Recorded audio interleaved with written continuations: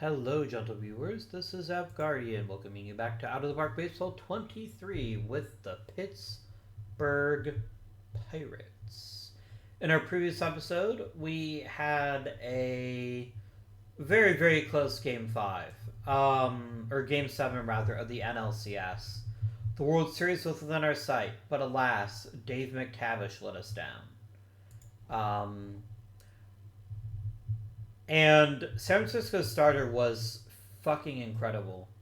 Um, this is the kind of thing he can hang his hat on, for sure. Juan Love did okay, but then Dave McTavish came in and he just melted, and that cost us the victory. Although 0 for 4 from your number 2 and number 3 hitters is not ideal either. I wanted to address something that someone said in the comments, which is an excellent point, and I think it's one that it's always useful to be reminded of, which is the value of discipline in OOTP, and in particular in the way that this engine works.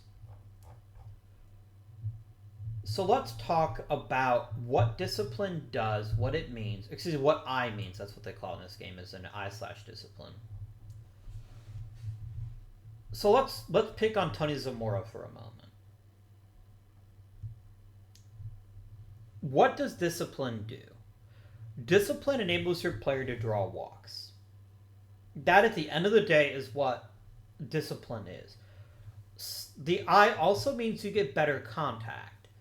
So, for instance, if there's a pitch that, barely brushes the very edge of the strike zone, a player with really good batting eye is going to catch that and is going to try to at least foul it off. Whereas, unless a pitcher with not a batter with not as good a batting eye rather might let that one go and then end up striking out. All that said, on base percentage, in particular, the number of times you walk from season to season is the most repeatable skill for an offensive player. If you look throughout history, players that draw lots of walks one year tend to draw lots of walks the next year, and vice versa. There are instances where players will all of a sudden start drawing walks that weren't doing it before, but it's pretty rare. I remember Garrett Anderson, when he was playing for the Angels one year, had this one season where he actually drew 10% of his plate appearances as walks instead of his normal 3%, and it was the best season of his career. And then he immediately went back to what had gone wrong. Now, in real life, you can coach players up. You can be like, hey, buddy, I want you to sit down. I want you to watch film. I want you to watch this particular pitcher. Notice whenever he throws a slider, this is what it tends to do. If it does this, you do that. In a game, it's modeled by this one single stat, this I/discipline stat. So what this means is a player like Zamora is not as useful as he might appear to be. He's got really good contact and gap power, which means when he does make contact, he's generally going to get doubles and triples. So he's going to have okay power. But you know what stat is most variable from year to year? It's batting average. While power correlates fairly well, there's always exceptions. The classic Brady Anderson, where he went from 21 to 50 homers in one season, that went back to 15 in the next. But average just fluctuates, and it's because of research like Forrest McCracken did, where he realized that pitchers have very little influence on what happens to a pitch after it's hit. That comes down to the defense. And even the same defense might play the exact same ball a different way in a different situation. All this is to say that you can't trust batting average. If that is a hitter's main skill, you're going to have a bad time when he's not on top of his game. Notice the difference between his 26-6 and 26-7 seasons. It's literally just batting average. That's the only difference between the two seasons. Is one season he had over 300 and the other season he didn't. And so a player like Zamora is flawed. Does it mean I'm going to get rid of him? No. He's a fairly good center fielder, and he's still useful even if he's not as good as we might want him to be. This conversely makes a player like Henry Salgado even more valuable. Because you'll notice, even at his worst, he's still gonna base at a 370 clip. Now, could we do better than him? Probably. But it does lead us to at least consider keeping him, at least until his discipline starts to decay. And that's the other benefit of discipline. Generally speaking, it is the last skill to start to disappear. A player who's like really fast and athletic is going to age better if he develops those old player skills as he gets older. On the other hand, an old skills type of player is going to see the rest of his game decline over time.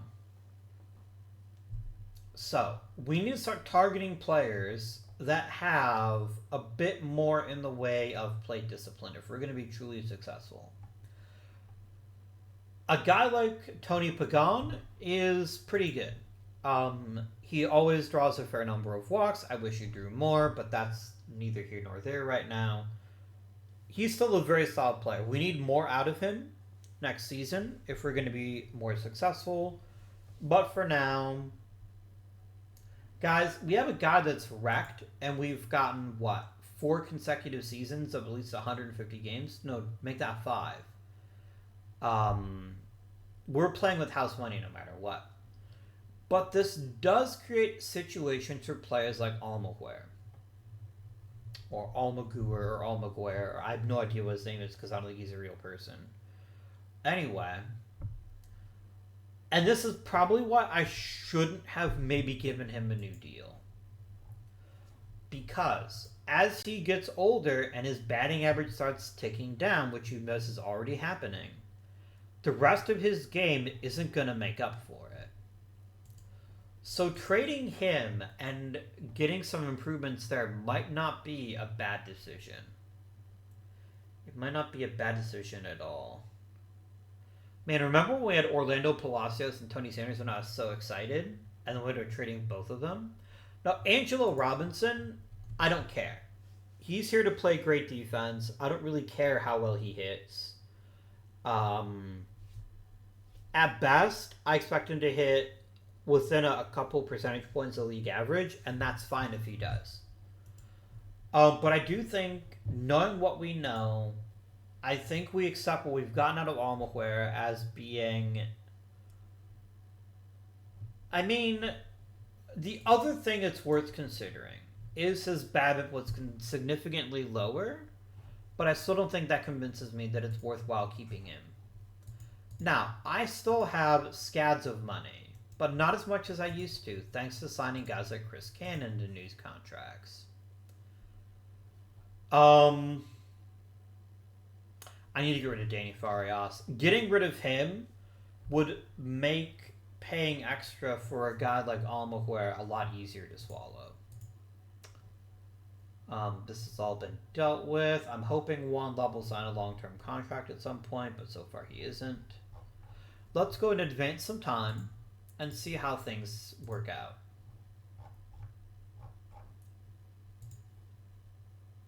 I'm actually recording, right? I just had this... Yes, I am. Okay. Sorry, friends. I had this moment where, like, holy shit, have I just been talking to myself for the past 20 minutes? But no. Things are happening. Steve G. Oh, sorry, we did trade for Marchante, didn't we? I'm perfectly happy to give Marchante a chance to pitch relief for us. I don't think I'll make him a starter, but I do think he's a perfectly acceptable reliever. Mostly thanks to that amazing stuff. He's going to strike out a lot of people in clutch situations. Look at that pitch mix, too. Let's not sleep on Juan Solorio either. Well, I know he's not an amazing player. He's certainly not going to take Chris Cannon's job. If Chris Cannon gets hurt, I can sort of accept this. Although, again, note the low discipline. He may be a bit more... he may be a bit dodgier. Justin Tufts, I wish you the best, but I wasn't going to pay $12 million for a closer. Especially not somebody who does strike out a lot of hitters. Because as you get older, if you start losing heat off your fastball, you're going to become a meatball thrower.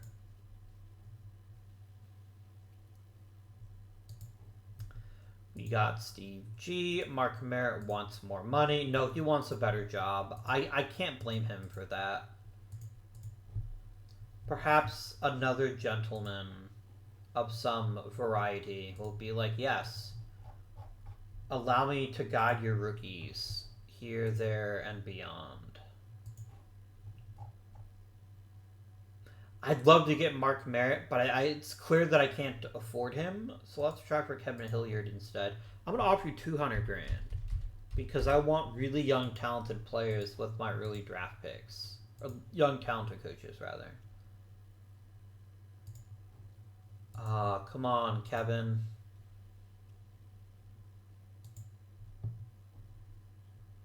He agrees. Perfect.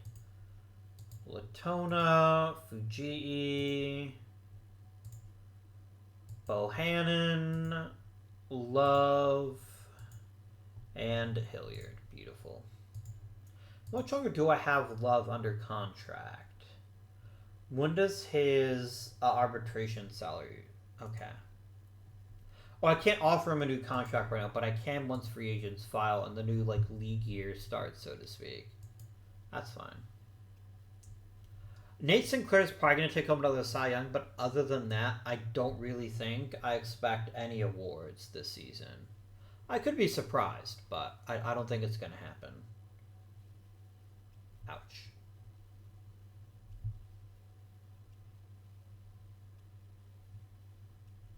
One of the reasons I don't do video stuff is because my face peels a lot. So, yeah. Ed Hodges got reliever of the year. I got manager of the year. And Nate Sinclair was not unanimously. Look who finished second, though. Manny Alvarez had an amazing postseason. I certainly don't begrudge him that. Who's up for Hall of Fame voting, I wonder? Paul Abraham, boring. Jose Amaya. I'll vote for him. I don't like his chances, but I will vote for him. He seems like a pretty good dude. I will vote for Kenny Anderson. I will vote for Jose Barrera. Danny Berrios. Braithwaite's already fucked. I'm not going to waste a vote on him. I'll vote for Brinkman one more year, as well as Jose Brown, but I don't think either one of them have much of a chance, especially not Brinkman. Castro's already done. Ruben Cuevas. I love the speed power combination. That's always exciting, and he's a good defender too. You're in. Steve Gahan. Maybe. I hope Ken Gleason makes it, just because it would be a shame to see somebody do this well and then fall flat, but Andy Chopsticks Graham seems like a pretty fair bet to get in, though. Over 600 home runs, that's a really good recipe for success. I'll vote for Mike Grasham. Why not? Jalen Hamilton is a no from me, dog. Mike Iglesias, just as an old friend, I'd consider voting for him. I'm going to vote for all the pitchers. Hall of Fame nickname, not a Hall of Fame player. Jorge Mesquita has 800 home runs. I feel pretty confident that's going to get him into the Hall of Fame. There's just something about that gives me an inkling that he's got a chance. I'll go for Danny Morales.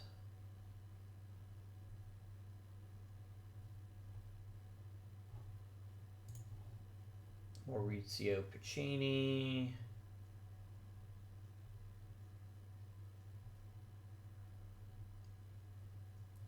If Orlando Varela had some real calling card, I'd consider it, but right now he's just an okay.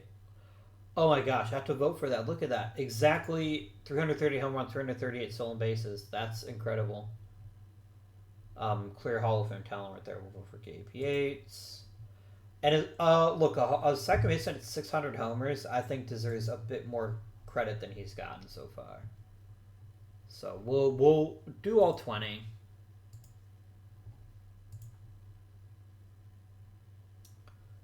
And then we'll advance up to free agency filings. What do we actually want to acquire? Again, I can always upgrade at center field. I would like to upgrade at second base if I can do that. What are you being offered? What if I gave you an extension? Okay, you're happy then. Then I'm also happy. Interesting. Angel Sepulveda.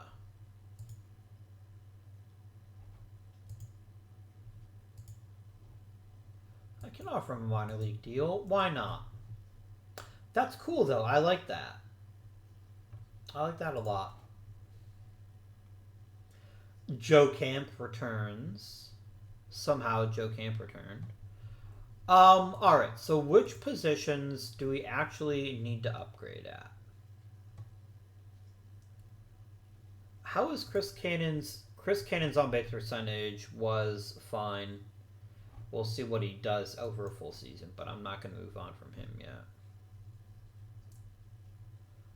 I could use a better left fielder. So I think the first thing I need to trade Danny Farias, if I can. He costs way too much money for what he actually provides that I don't think he's worth it. I truly do not. So what do we got here? I will look at all kinds of player. And are you being a dick? No, nobody wants you. What if I ate half his salary? It's better than eating all of his salary. I could get Alex Luna. How ironic would that be? Like, that'd be pretty wild, right? Like, the one guy where, like, we desperately wanted and we didn't sign him. But what if we did it now? I wonder if I could get you to pay half of his salary.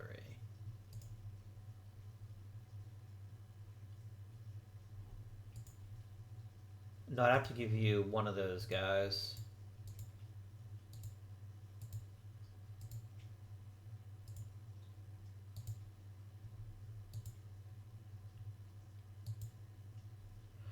So if I make this deal, here's the problem. I'm essentially completely torching any chance of signing a free agent.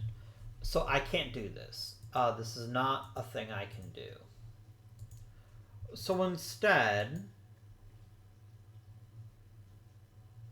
let's go to shop a player. What if I ate 75% of his salary?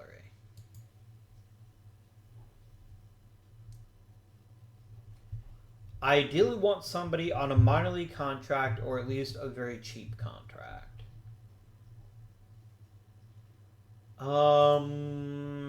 I think this is a no. I'm not gonna pay extra for a player who isn't that impressive.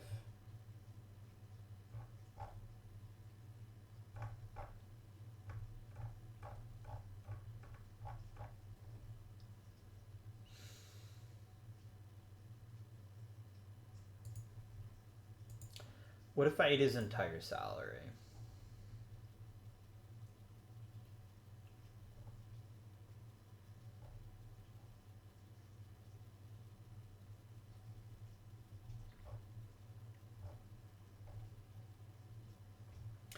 I'm only being offered even worse players. It's not worth it. I'd rather just play him and maybe even give him a chance to play left field.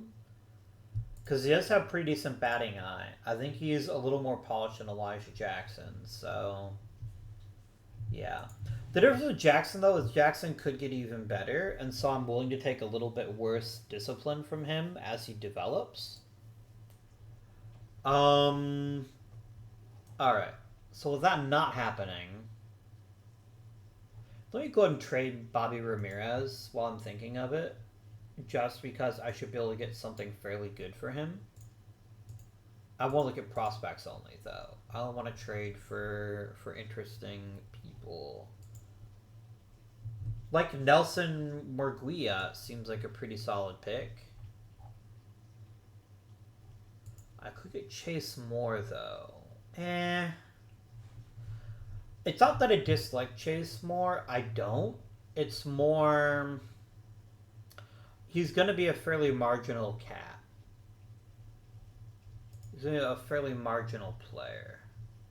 A guy like Victor Bustos is actually a little bit better around. Like, he's still got that power and discipline, but the rest of his skills are good enough that he might still be a good hitter. Mr. Bustos is currently number one in my heart and also number one among the choices I'm being presented.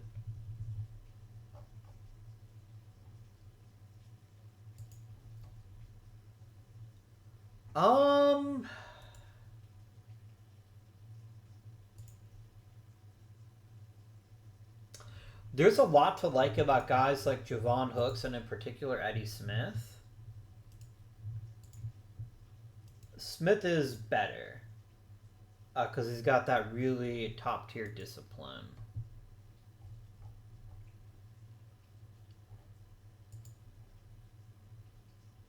Jaden Hutchings, good all around corner outfielder. We have, let me use my head scouts ratings.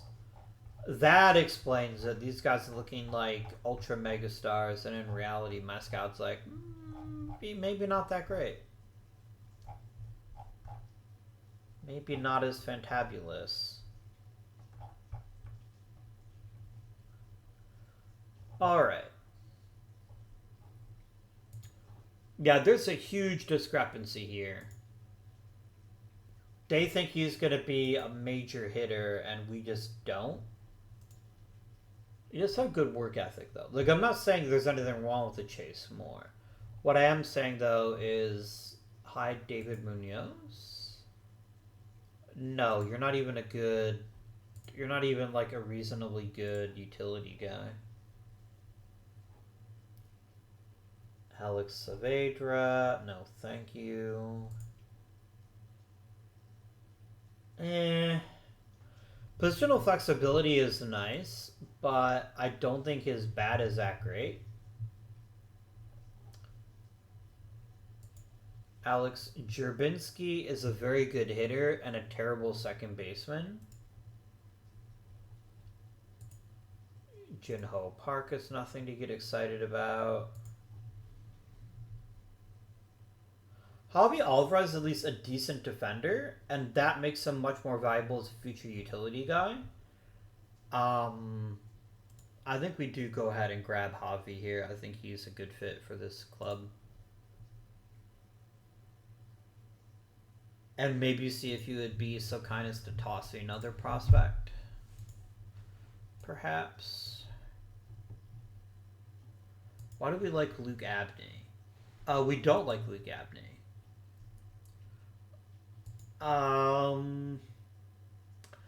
Danny Morales looks like he could be a pretty solid player. What would it take to get him from you? Players I'm nowhere near willing to trade.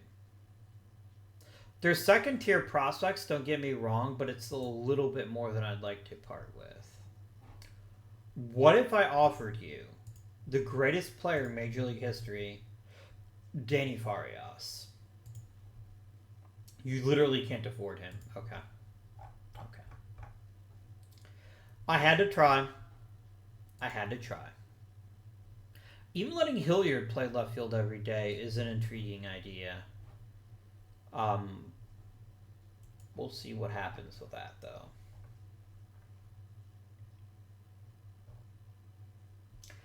I could give up, say, not Vinny Diaz. I'd rather play him than Farias or Jackson at this point. Or any other left fielder, really.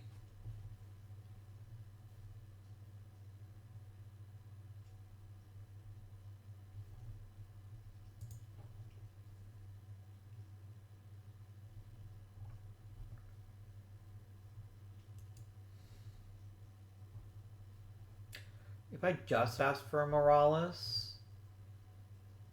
it would add in Isaiah Holiday. And Isaiah Holiday is not that great. And I do like him quite a bit because he's so well-rounded. I think he'll develop nicely. I wonder if I can still get Alvarez, too. Let me submit this and see if he'll take this deal. And now let's check out free agency. Is there a top quality player of some nature? There's Tony Sanders, which is pretty funny. I don't want a guy who's wrecked. Wait, what?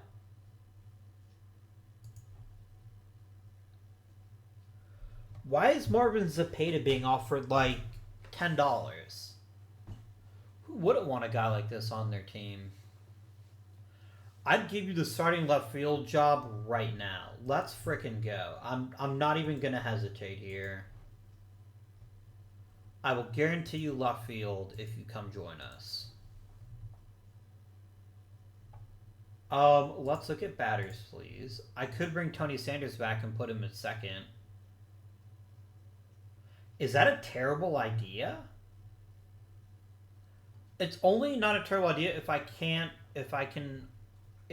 get rid of Almaguer.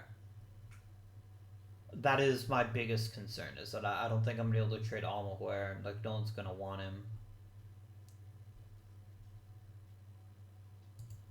Sean Gibson is a really good defensive center fielder. That's his only calling card, but there's nothing wrong with that. Victor Graves, meh.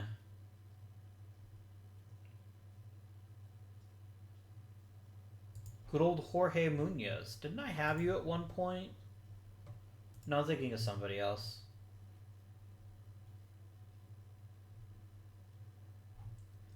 Yeah, a guy like Zepeda is a perfect decision to stick out in left. And give an opportunity to, because I think he could be very, very beneficial to us toward the top of the lineup.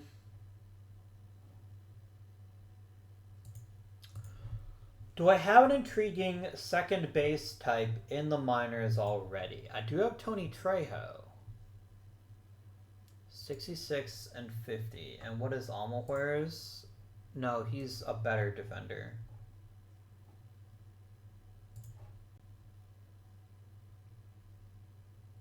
No, you're basically the same as him.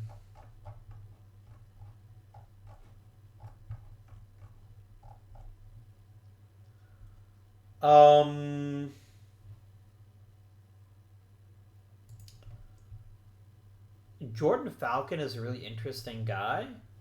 He can't play second at all, can he? No, he's pretty shitty at it. Okay.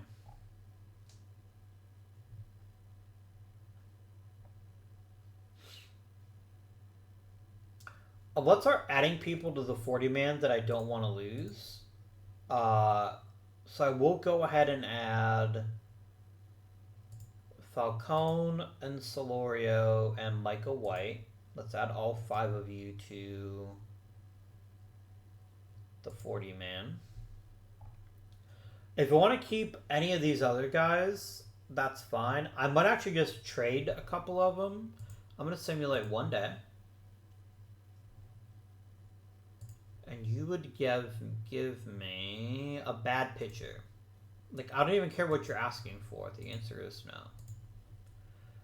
Alright. So Wilson Pacheco is a perfectly cromulent pitcher that I just don't see much of a future for with the Pirates. Let's see if we can flip him for an intriguing prospect of some other type that maybe has a bit more team control.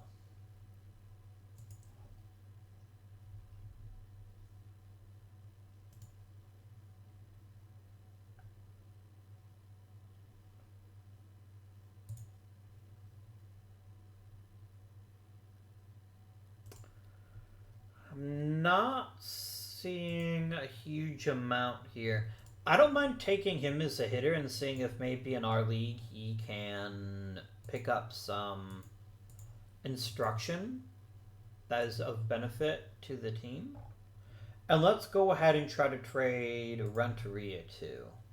I don't think Renteria's got a very bright future. A man's got a live arm, so that's always going to be useful. Like, he's always going to get consideration for that. What if, just for funsies, I see what kind of second base choices I have if I invite everybody? Mario Amaro doesn't do much for me. Great defender, mediocre hitter. Manny Lopez, not even that great a hitter, mediocre defender.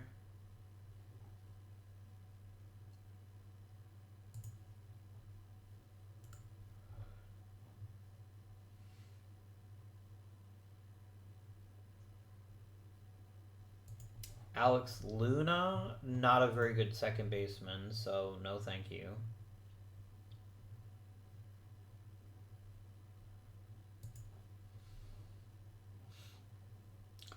A guy like Jose Morales is helpful because he is a decent utility guy, but I want someone ideally that I don't have to put on the Major League roster right away.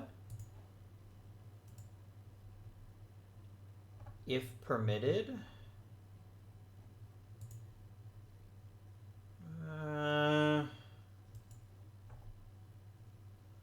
I don't know, guys. A lot of these aren't really filling me with joy. A lot of these guys seem pretty bad, actually. Jesus Cortez isn't too bad. This is more about trying to get value for something, because otherwise I could see one or both of them getting picked in the Rule 5.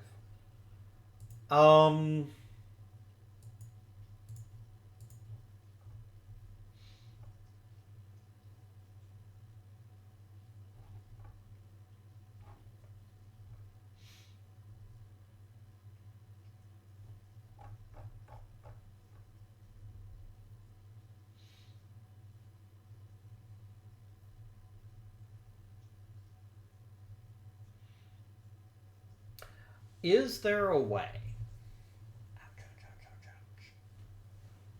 that we could find ourselves a new second baseman that isn't too terrible? It's a fascinating question, and I don't know the answer to it right now.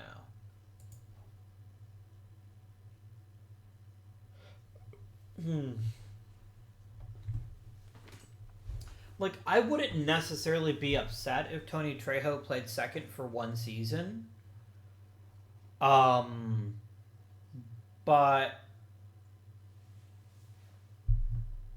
I don't think I'm going to get a lot for Almaguer anyway. Like, I have a feeling that I probably tricked myself here, and so 13 million isn't that big a deal in the grand scheme of things. If I get rid of Farias, I'd rather do that.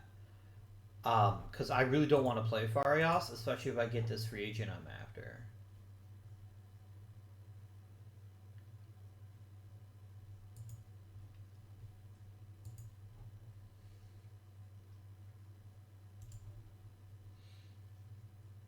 I could just cut Farias, but I'd want to get something for him if I could. All players, and if I ate his entire salary. Can I get any interesting player for him? Even a little bit interesting that doesn't cost me like an arm and a leg.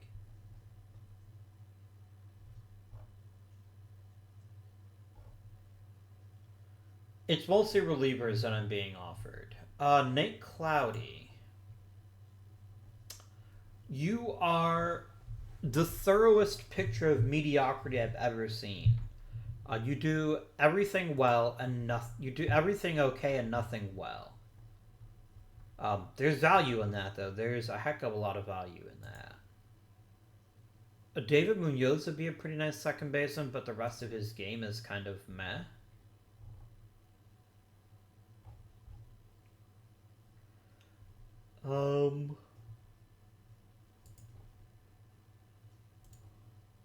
No, I don't think that does it for me.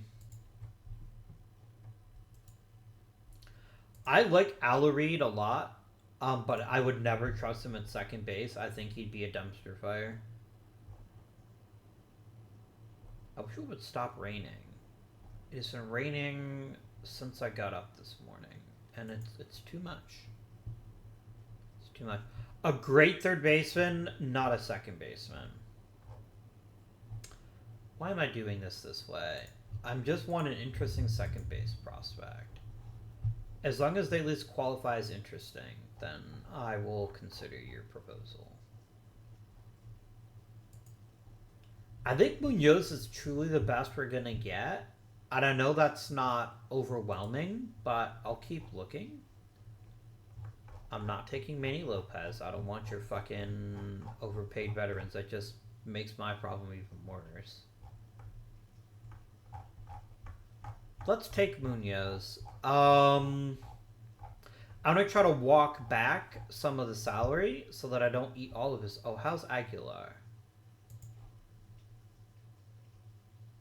A better hitter, but I'd rather have a fairly good second baseman who I could trust defensively. Let's do it. Let's get David Munoz. And let's start stepping back these. Oh, literally, you can only trade him if I pay the entire way. Alright. What if I reduce this to 50%? Oh, let me do another shop. Another day. Here we go. Beautiful. Let's complete that trade then.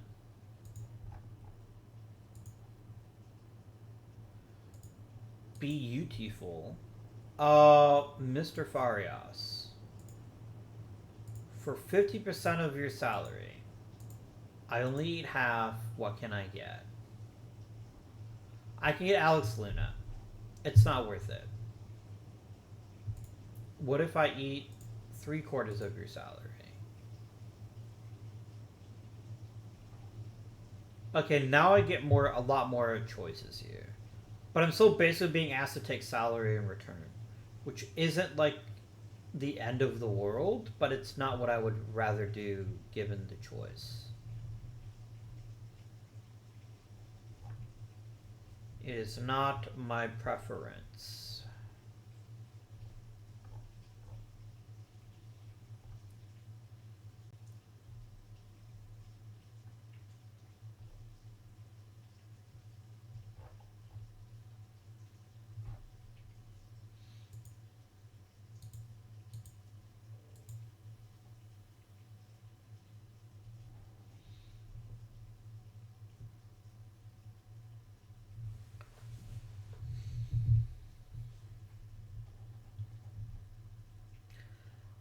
Why is Joe Durden... Oh, I could just instantly... I could just non-tender you if I didn't want you anymore.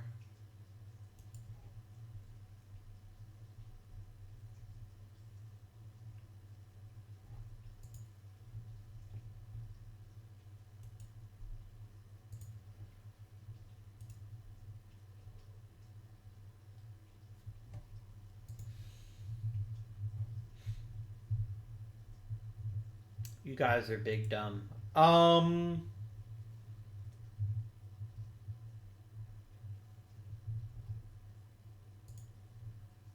If I reduce it to 55%, I could still get Durden. Let's try to walk this back a bit.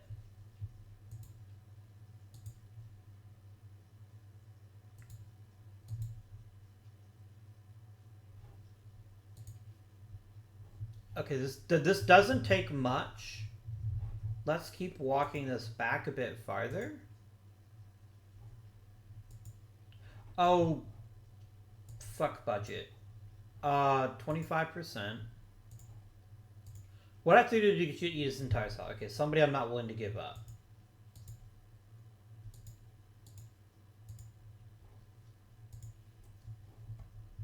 To take on 25% of the salary, I'd have to give up a fairly good player. I'm not prepared to do that.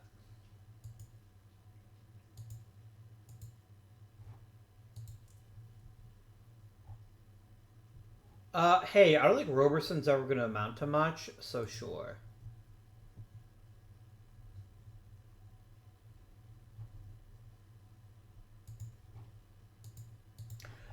Yeah, sorry, fans. The fact is he sucks, and he wasn't worth the money we were going to pay him. So Joe Durden isn't either, but at least I could then turn around and flip Durden and get an interesting player in return. So I will accept my fate there. Kyle Cordova hasn't even pitched in AAA yet. I'm not going to go clearing spots for him yet, but it is nice to know that we've got another pitching prospect that's right on the way. And, yeah. Jordan Falcone. If you had a sliver more power, I'd be more excited about you. As is, I'm less excited. Oh, Mr. Quinones here. Had a pretty solid season in A ball. Let's get him up to high A. Let's challenge him. Let us see what makes him tick.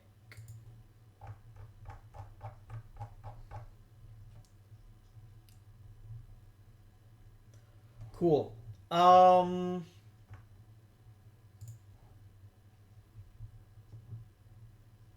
I still think Brian Bass might be a good hitter someday, but for whatever reason, he's not playing well professionally. Maybe he's going to need another year or two to figure it out. Who knows?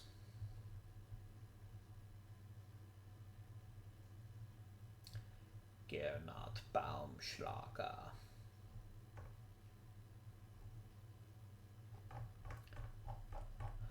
Alright, is there any other position I'd like to reinforce here in free agency? I've got plenty of outfielders. I don't need a new outfielder.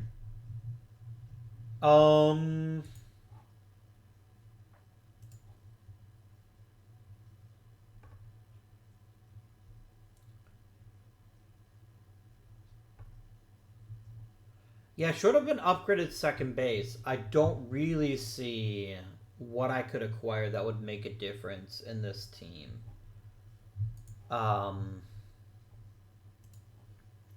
So let's advance time a bit and see if we got the free agent that I already offered.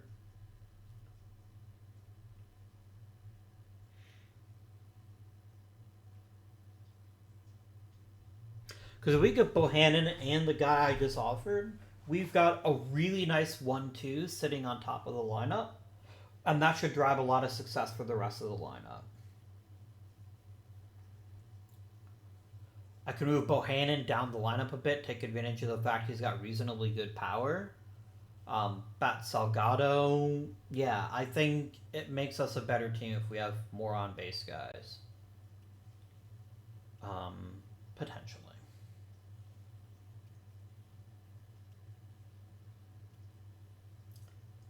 Joe Camp making $20 million a year. That's you do you, buddy. And Marvin Zapata is like he wants to revitalize his career with Pittsburgh, and who could blame him? Is there anybody's contract I want to move on from sooner rather than later?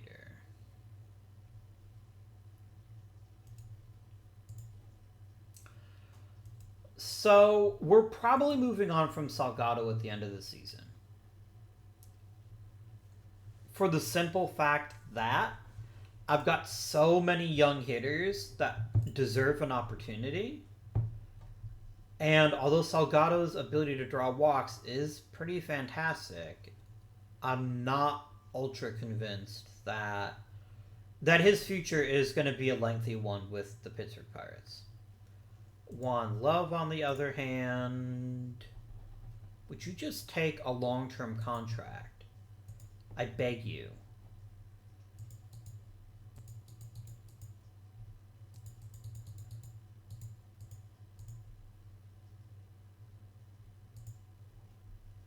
And I will offer you, if every season you give me 150 innings, you're going to make another $2 million. And if you get an all-star selection, that's worth a solid $500,000. And I'm going to offer you another $2 million if you win a Cy Young award. Yeah, he's just gonna want to do year by year until he gets to the end, which I respect. I can respect that. The next person to replace is probably gonna be Pagan. But we'll see what happens with him. Is there anybody else here I wouldn't mind extending or trying to lock into a lower price? Not really.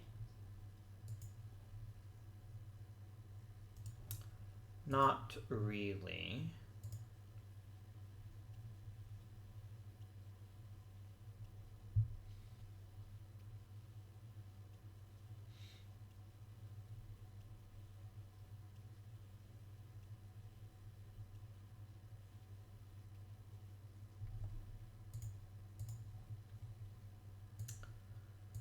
All right, a Rule 5 draft. What manner of intriguing player might be acquired?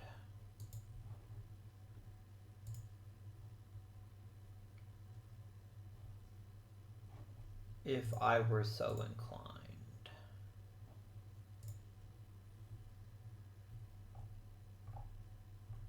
I saw a second baseman, but alas, it appears the second baseman I saw is gone now. Oh, let's sort by batters, though, just in case. Mario Mojado. I don't think so. You'd be perfectly cromulent for a year or two, but you're not really a top tier kind of guy.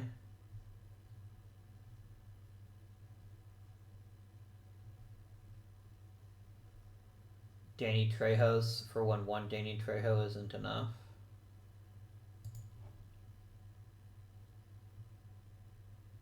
Boy, you're an interesting guy. I don't think I want you, but you're an interesting guy. You're not really a center fielder, you're a corner infielder.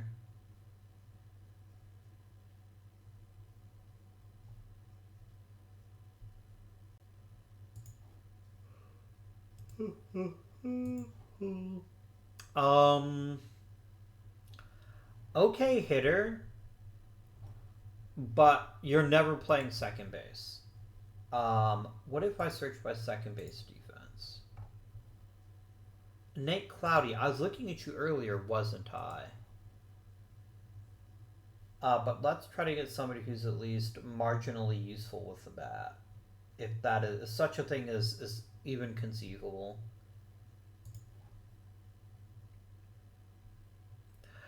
I could see you having a potential role on the team, but your bat isn't very thrilling. Okay, Michael Aguilar is virtually the perfect player for this team. He plays all these positions super well. He's a really good defender.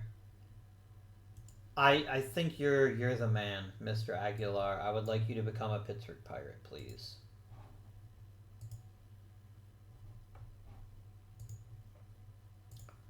Are there interesting players?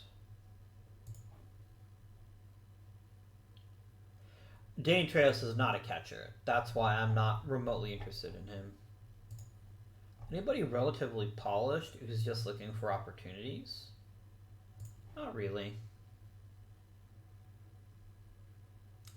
Alex Bravo, me draw walks and me run good, I don't think is a perfect fit. Let's go ahead and complete the draft. I got what I wanted to out of this Rule 5. I'm the only person who picked anything in this Rule 5. Wow. That's very interesting to me. Let us advance forwards through time.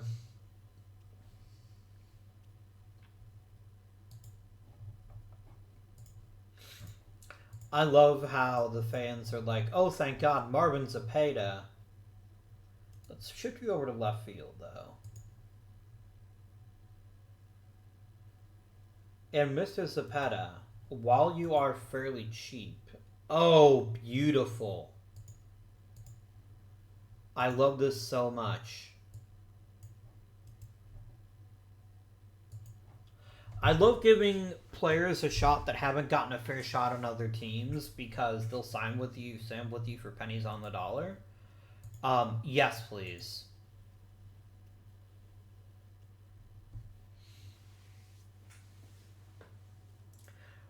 I love finding undervalued players, and getting them to nice long term deals before they can go.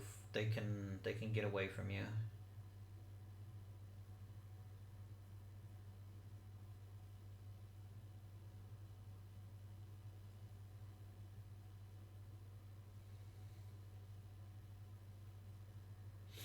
Reminds me of Mike Iglesias. That's another guy we signed for very very little, and then we were able to lock him up for even less.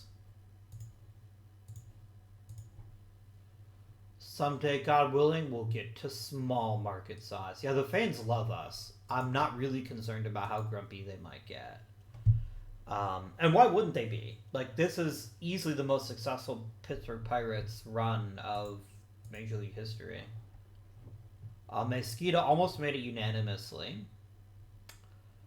As did Randy Simmons and Andy Graham and Jose Amaya, and then a bunch of people just got dropped off the ballot. Well, one person voted for Carl Verrocchio. They're like, "You're a good dude. We like you, but fuck off." That's fine. Worthy candidates all. Worthy candidates all. I think it's interesting that since we've played this, we've only had 3 Pirates make the Hall of Fame. Avila Pozo and Ty Sims. Yeah, Ty Sims did go in as a Pirate because we had him longer than any other team. Aw, Jose Perez lost his dog. That's terrible. Whoever did anything to his dog should be executed on the spot. You've raised my budget. That is very generous of you. I don't know what I would spend it on, though.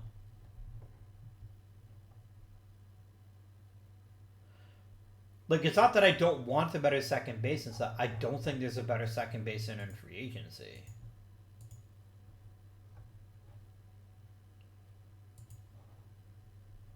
Like, Isaiah Miller is a fine hitter, but he's injured. Like, I'm not gonna pay him money to rehab on my dime.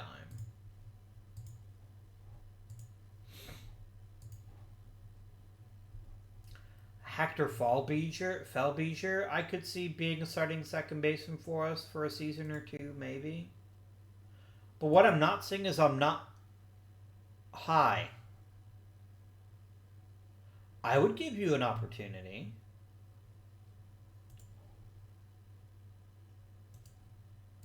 Hey Xavier, you get up $1 million if you make the club. Wait, what? Interesting. Okay. Yeah, a guy like Sauls has a relatively decent chance. I do think. Do we just trade Almahoy and rip off the Band-Aid?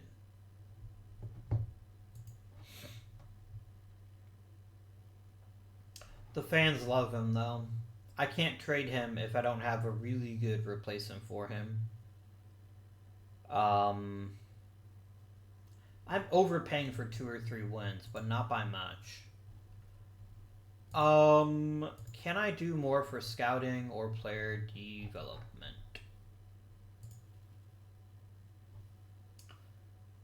Nope. And what about scouting? Nope. I got all this money, nothing to spend it on. That is a tragedy, my friends. A real tragedy.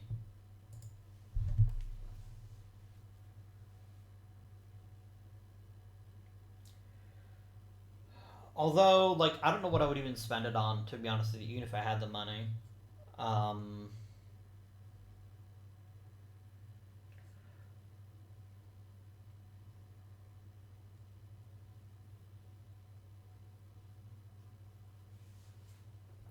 Willie Vasquez is developing a little bit. Cool.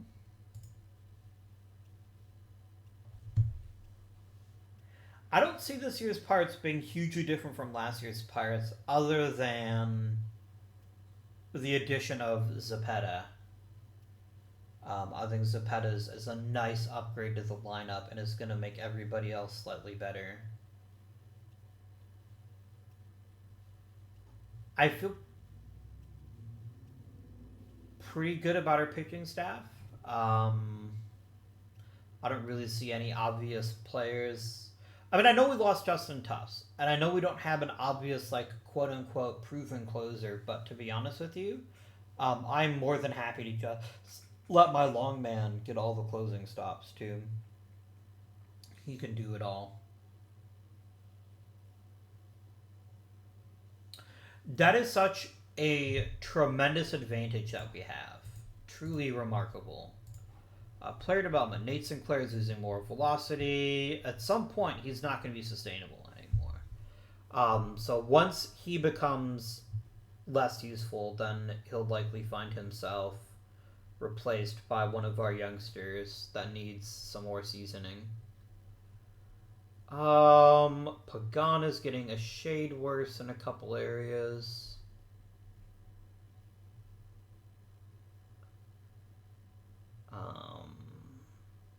Angelo Robinson is getting slightly better. You love to see it.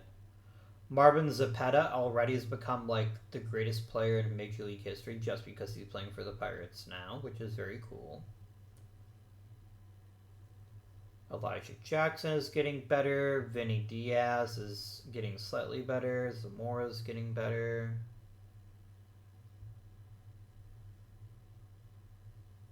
Elijah Bohannon is getting better. That's fantastic. It's fantabulous.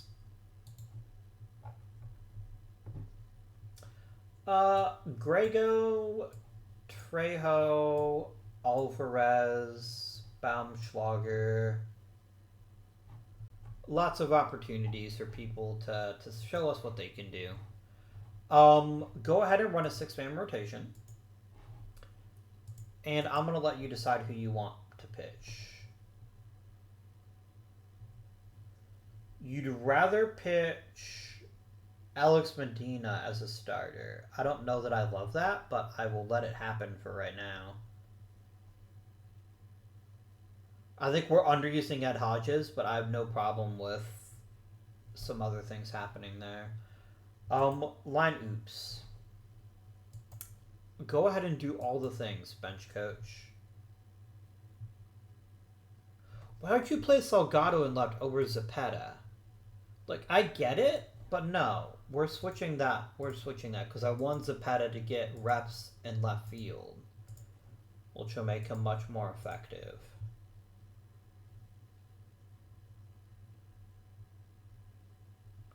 I don't want Chris Cannon sitting second. But we can talk about that later. Let us now advance through the training of the spring. Because Zapata should pick up left field pretty quickly. I'm not worried about that. So if we let him play it every day in spring training, he'll work on it, and then he'll be ready to go for the start of the regular season. I don't know why I said major season. Or why I continue to say it. Anyway.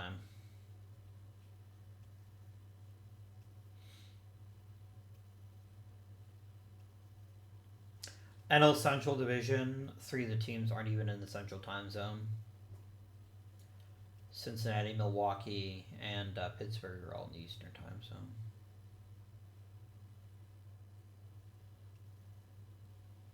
I like being in the Central Time Zone. It's a nice little benefit if you're watching stuff on live TV. You don't have to be staying up really late in the night to watch some particular TV program. It's pretty cool. I like it.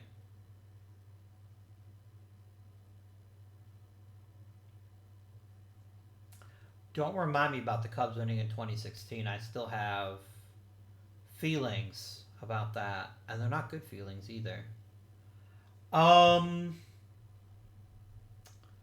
So, anybody show... Okay, Juan Velo is putting on the Velo. David Tennessee is very slightly developing, as is Kyle Cordova.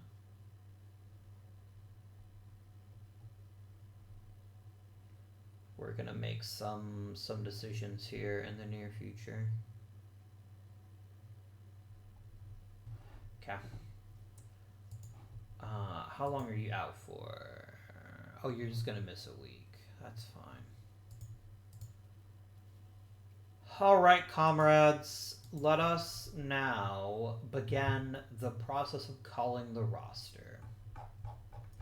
We are at 44 players, 21 of whom are pitchers. That is too many pitchers. That is way too many pitchers. Wow, Joe Durden is now just utter trash. Cool story. Can I get literally anything for Joe Durden? Like, literally anything. I will take a box of baseballs. No. Nah, well. I might as well just cut him then. Like, I've got plenty of money, and he sucks, so I'm not gonna... I guess I could designate for Sun see if anyone's dumb enough to claim him off of waivers, but they won't. There's no way in hell anyone is that stupid. David Tennessee to the minors. Velo to the minors. Park to the minors. What am I at? 16 players. Still way too many pitchers. We gotta get rid of 4 more. Smith to the minors. White to the minors. Cloud to the minors, and Josh Brown just like waved. There you go. They've seen on 12 pitchers, which is all we truly need. We're going to rock a 5-man rotation, of course. I am more than willing to let Dave McTavish start regularly and see what he can accomplish. I don't think Nate Sinclair deserves to not be the ace, but I'm willing to turn over that duty. Salgado's given us several seasons. I think it's okay to take the leash off if they want to pitch him more. First things first, you're the stopper. Ed Hodges is the superstar. I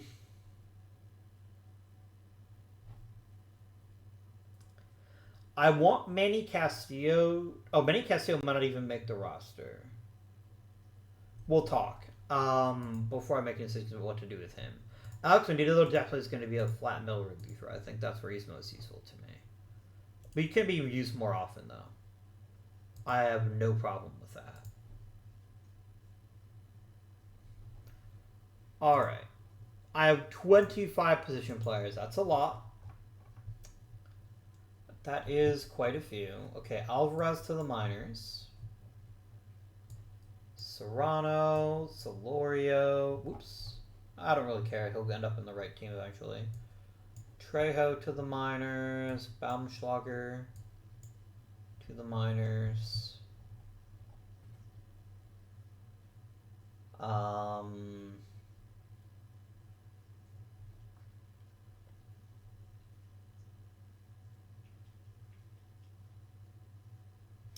don't want to keep Bond.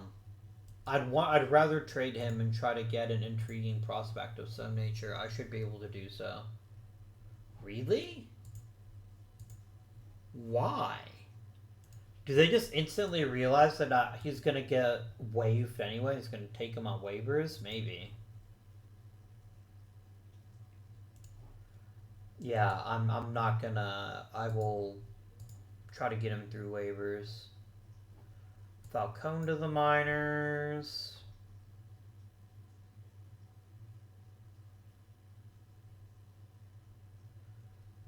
Castillo to the minors. No, Elijah Jackson to the minors. I'm going to tell you why. If Elijah Jackson can have a good year in AAA, he'll develop more, and then he'll have a better chance at being a more useful player in the future. So, Elijah to the minors. I got to get rid of one more player, and it's almost certainly Jonathan Baker. Because Baker is one of those guys where he might be okay. I guess he's useful as a first base type, but I think we can move on from Mr. Baker. He can find a new team. Hello there, players. Nate Robinson. No. Ricky Vigil. Meh.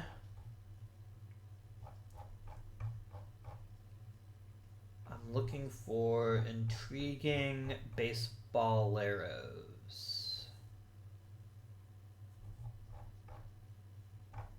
His name would instantly become Sal Mozzarella if he were on my team. I'm just making that obvious. I don't hate Eddie Smith, but I think we could probably do better.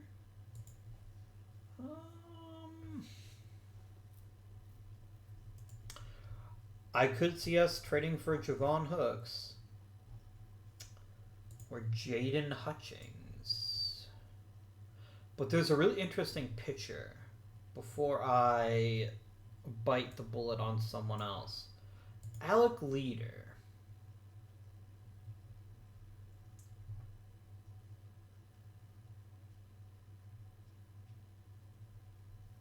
You haven't developed very much. And even if you did develop in a big way, I don't see a lot. However, you are super thin.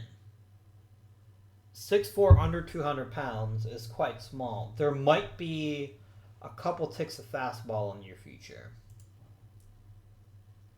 But I don't think that's enough to overcome the raw offensive potential of Hooks. I think he's got his hooks in me. I'm not sorry. You can't force me to be sorry either.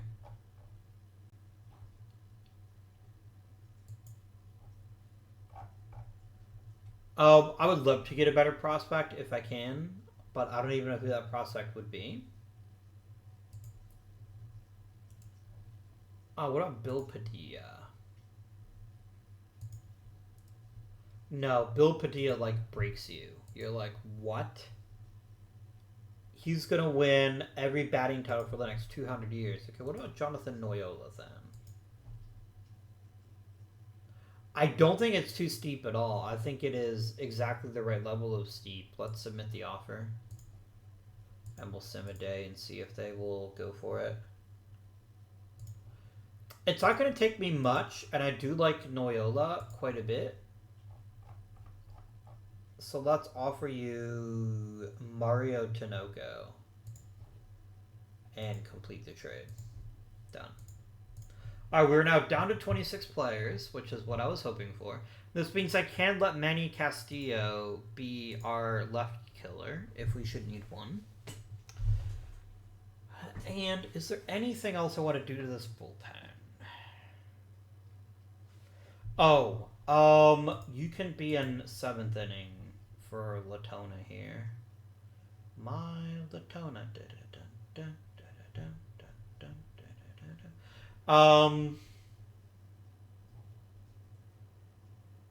I'm not gonna fuck with Nate Sinclair. I can let him be the 5th starter. It's fine.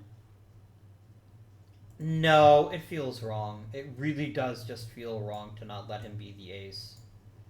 Until it's proven he can't handle it, I think he is our ace. So he's gonna stay in that position here.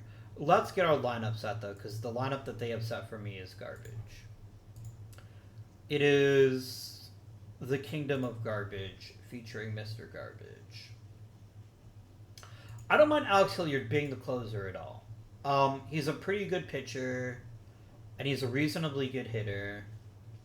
I have no problem with that whatsoever. Rain is really coming down. Wild. Okay. So first things first, for League of Batting Ratings, we're going to find out who our very best hitters are. I think Pagan is still the natural number 3 hitter. I think he's still the best overall hitter with the best overall pop, and thus he deserves to hit there. Our leadoff hitter is probably Bohannon, unless Zepeda is even better. He is not. So we're going to put Mr. Bohannon up as leadoff. And then the question becomes, who bats second? Is it Zepeda? The man gets on base, has lots of gap power. I'm concerned about his ability to hit for an okay average, but if he always is batting second and just moving the play along, I think that's still very valuable. So I think we're going to go ahead and let Mr. Zapata here bat second as a treat. Next up on our offensive agenda is, where does Henry Salgado hit? I think I'm going to do Cannon then Salgado, purely for the fact that Cannon has more power. So Salgado bats fifth and is designated as a hitter. Then I think Tony Zamora hits. With his ability to hit for contact and his base running ability, I think he makes an okay hitter in the sixth spot. I'm not saying I wouldn't prefer a bit more power there, but I'm happy with what we've got. Well, maybe Alex Hilliard's our full-time DH in the future. I don't know yet, but we'll figure it out. Then I guess Almaguer has to bat seventh, followed by Young, followed by Robinson. Yeah. Yeah, that's the ticket.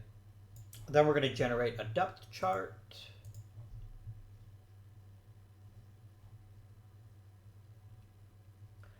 I don't want Glasgow playing that much. I think once a week is fine. I do like all of this, and I like the idea of Hilliard getting to play left field every now and again. I feel pretty good about that. Wish we had more left-handed bats, though. That's wild, isn't it? That we don't have any left-handed regular other than Zamora and I guess Angelo Robinson, although the word hitter used in his case is perhaps overstated. But yeah, that is your opening day lineup, and I feel pretty good about it. And I like the idea of Almaguer getting regular breaks, and giving some of these youngsters a chance to play and see if they can be good hitters, perform well. Excuse me. Yeah, I'm good with this. Ends up opening day. I don't think any rookies made the opening day roster, if I am not mistaken. Fuck you, Bob Costas. I'm sorry. The idea of having or not having a designated hitter is not like this incredible strategic transformation. It just makes the offense worse. For like 3 more interesting decisions in a given game, it's not that interesting.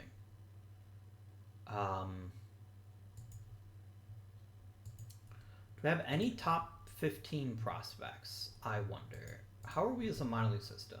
We are 6th. Okay. Cool.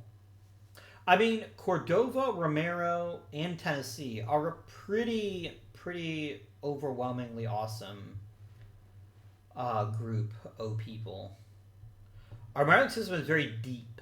I don't think we're top heavy at all, but I also don't see many all-stars in this minor league system. Now, I do 100% believe that we've got some really solid starting pitching prospects, starting with Tennessee and Cordova, which is going to be good because Nate Sinclair is not going to be a starting pitcher forever.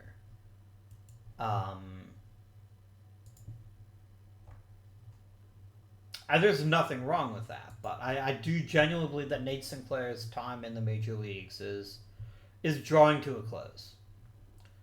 I've only got him left for 2 years. Oh, really? He really wants to go to Cleveland, huh? That's fascinating. What is it about? Did you used to pitch for Cleveland? Oh, you did used to pitch for Cleveland. So maybe you kind of want to go home. I respect that. What the fuck? I was like, oh, 60 wins. I was like, oh, I want the expanded pitching stats. Here you go. Okay, Mr. Sinclair might flirt with 300 wins. I don't think he's got a very good chance at it. But, I mean, he averages, like, 10 to 15 wins a season. So, maybe?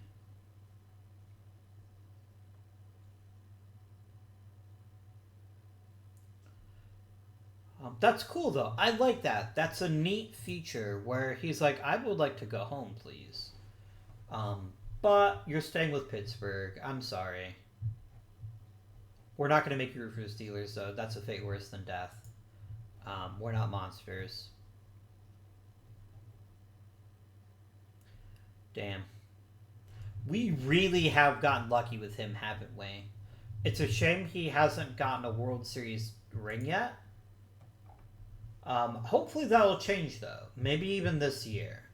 Because I think that's the one thing he's probably waiting for is... he could easily have 15 Cy Youngs, if not for 2 seasons when he finished second. That's amazing. That's amazing. I love it. Let's win a ring for Sinclair, though. That's the theme for this season. Win a ring for Sinclair. What did Jacksonville get when Cleveland traded him?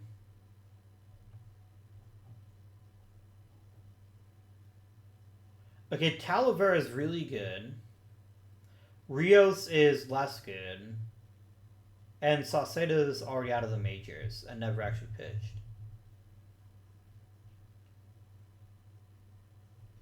Did he opt out of his contract? Is that why he didn't stay with Tampa?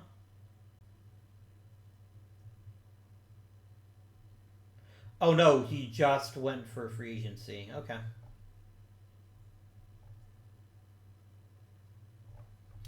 You're my bro, dude. We love Nate Sinclair here in Pittsburgh. We want to get him a ring. That's our goal. Win one for the Sinclair. Yeah, this is mostly last year's lineup, but with mostly moving people around, and the biggest change is adding in Marvin Zepeda. I think we're going to get a lot more people on base for Pagan, and that should hopefully make it easier for Pagan, too. Players aren't... It's going to be harder for people to ignore him. They're going to have to groove him something. Or Cannon, or Salgado. Zamora is still not perfect. He still is a somewhat flawed player.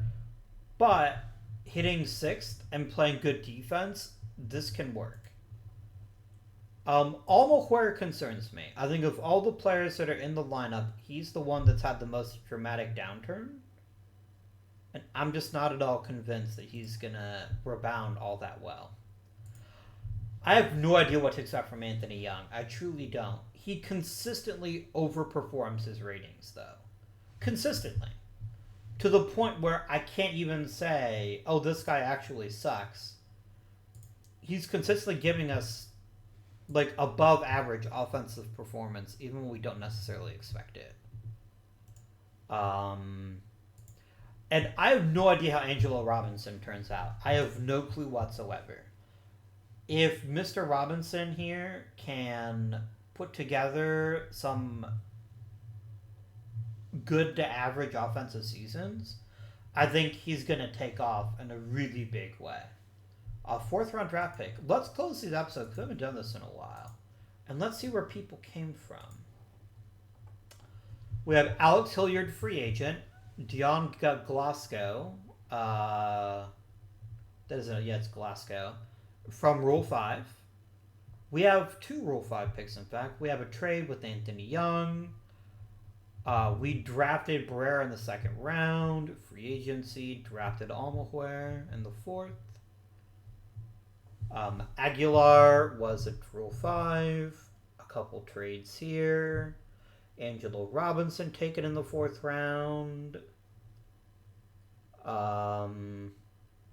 Technically, he is a draft pick, remember? Because we let him test the free agent market, and then we signed him again. And then there's a draft pick there, too. Yeah. Henry Salgado. Fucking 9th round draft pick. Turns into legitimately one of the better hitters in Major League history. Like, let me be realistic. He's not making the Hall of Fame. He's borderline as fuck. He'd basically have to have 2 to 3 more 5-win seasons. If we could pile up 15 WAR over the rest of his career, I think he'd have a chance, but I don't think he goes that long. And I'm not bringing him back. Don't let me talk myself into it. Unless his price comes way down, I'm not paying him $20 million. Or $23 million or whatever. He's still a very talented player. He's still a useful contributor most seasons. And I am not paying him $20 million. It's going to hurt the rest of the team. Who might we want to re-sign before we end the episode? Is there anybody here that's worth keeping? Durden can get fucked. I don't want Durden at all. Latona probably wants to get paid like a closer. No, actually just wants to keep his existing salary. I mean, Latona's consistently been one of the best pitchers we've had. I think $6 million a year is actually kind of reasonable for him. Let's do it.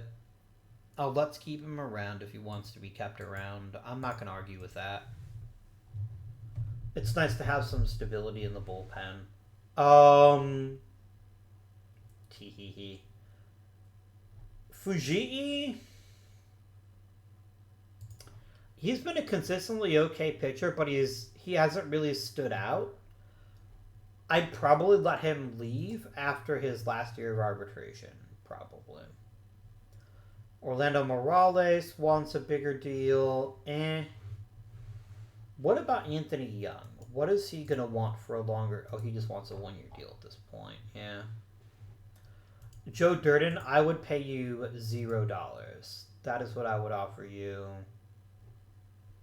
I do kind of want to get Love locked up long-term before his contract starts to get ridiculous. But he is coming off of a down year, so he's just trying to bet on himself, I guess. I don't know. I really need, if we can find one, a really young, talented hitter that can just transform this lineup. A big left-handed bat. But I don't have one of those in my minor league system. The closest is Jose Barrera, who is a very reasonable Pagan replacement. He's not as good as Pagan, but he is pretty close. But yeah, I don't really have much in the way of great young hitters. I have some interesting players, but I don't really have any one player that I look at and say, yes, they are the new face of the Pittsburgh Pirates. Bohannon, maybe. Bohannon is a really great all-around player, and I dig that. We just need to try to get some better offensive talent in the system, I think. But yeah, 100% Salgado is not being offered a contract unless we get toward the end of the season, and he's like, "I'll play for $3 million or something." If he pays for $5 million or less, I'll bring him back. Hell, $10 million or less. That's my line. If he wants more than $10 million, he can earn it with a different team. But if he's willing to take $10 million or less, he can stay at Pittsburgh Pirate for the rest of his career. But that's a next episode problem. Friends, I hope you're enjoying the series thus far. I hope that you have enjoyed the travails of the Pittsburgh Pirates. And I hope we can win one for Nate Sinclair. Because the only other pirate that I consider like a true pirate is Salgado, and he's already got a ring. He won his ring in 20... No, he actually does... Yeah, he's got a ring. He got it in 2058. But I want to win one for Sinclair. I think that'd mean a lot to him. And I'd also kind of like to win one for Pagan. Oh, Pagan got 2 of them. Did he really? Oh, but not with me. So he doesn't count. Yeah, he doesn't count. Pagan's World Series came with other teams. I guess I want to win one for him too, but it's really about Sinclair. Like, Sinclair's only got a couple years left in his career. Let's give him a ring. And let's get me one step closer to those bastards, Joe McCarthy and Casey Stengel.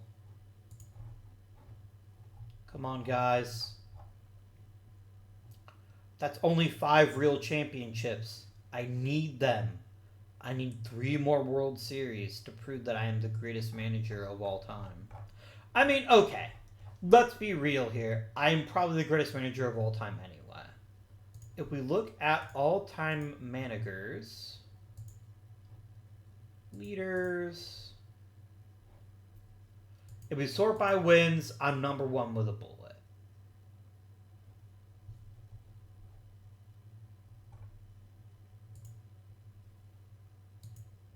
What is it doing? Wait, where did I go?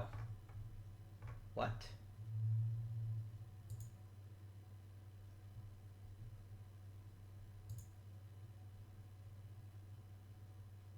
I mean, I also have the most losses in Major League, in recorded Major League history, so that's fair too. But I do have a really good winning percentage over 500, which is pretty dope. More than wins over 500. Where's championships? I don't know.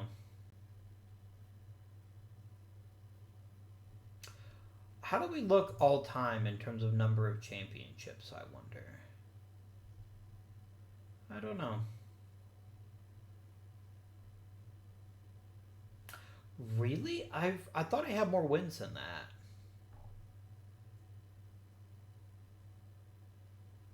What? The Pirates won 19 games in 2020? I don't believe that. Really? No. Is that like a glitch? Like, the 2020 Pirates are bad, but they weren't that bad. And I don't think we've been playing it this long, have we?